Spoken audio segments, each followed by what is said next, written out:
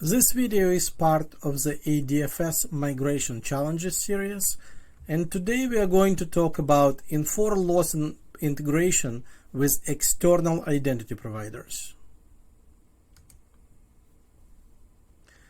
It's been more than a year since that Infor announcement about new ADFS authentication requirements.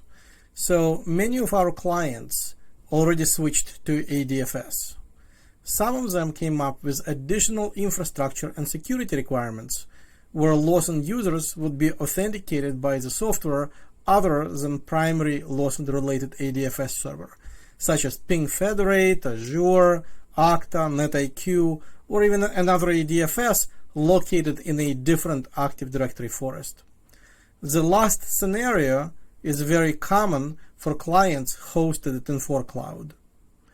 Some clients may also want to use corporate ADFS for authentication, yet do not want Lawson components taking control over their corporate ADFS. Others may want to use new features of ADFS 4.0 or ADFS 2019. However, Infor does not support those products in the role of a primary ADFS server. Finally, we have clients hosting Infor products elsewhere, not at their premises, but they want to use usernames and passwords from a corporate Active Directory. Infor supports such authentication scenarios if that software that does authentication supports a protocol called SAML 2.0.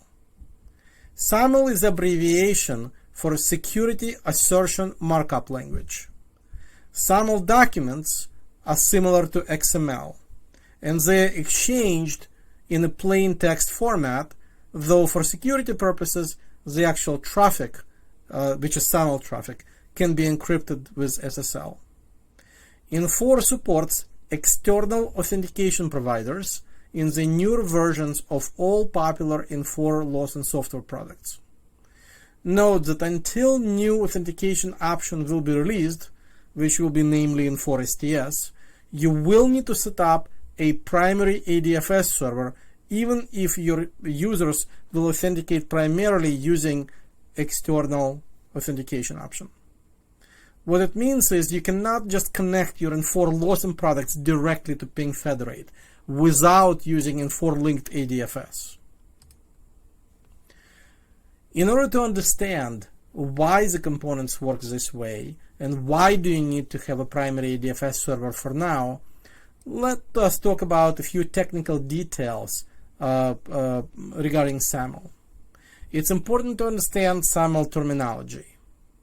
A user agent is a user that is trying to authenticate via a browser session. Note that SAML communication related to authentication is usually done via HTTP or HTTPS protocol in a browser. A service provider is a software that receives and accepts authentication assertions in conjunction with a single sign-on. It's a software that provides services for end users, such as forwarding login information to LSF or Landmark. Currently, the only service provider software supported for on-premise clients is ADFS. Infor also indicated that they will integrate service provider functions into a Mingle 12 product or Infor OS directly as part of the new feature called Infor STS. This will allow users to authenticate to Infor applications without primary ADFS server.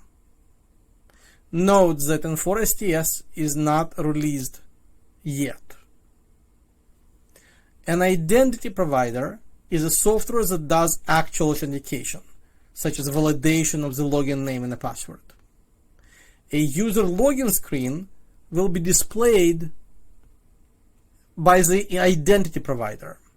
So if you want to customize the login process or implement multi-factor authentication, that's where customization or MFA setup will need to be done.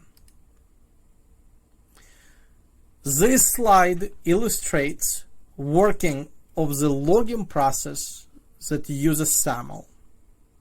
note that user agent will contact the service provider first.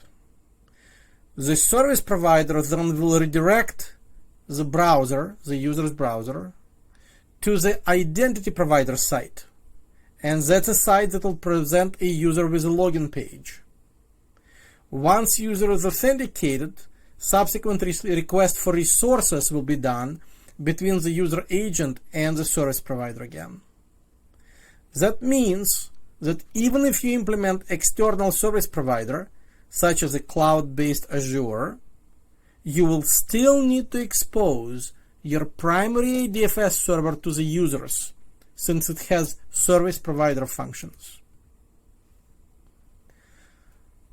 The fine technical details of the service provider and the identity provider setup are a bit long for this video and may be complex for some of the identity providers.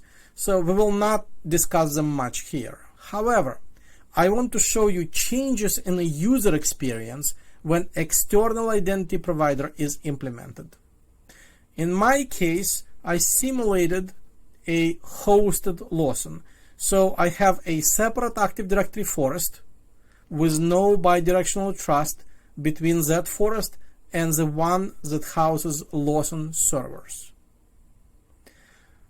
In that forest, I set a separate ADFS 4.0 server and implemented it as the identity provider. There is also ADFS 3.0 server in a forest where Lawson servers are located, and that server will serve as a service provider. The domain where the service provider ADFS located is also called a bootstrap container. That's a Lawson term. So if you see a reference to a bootstrap, that will mean you're referencing users in a domain that houses Lawson servers.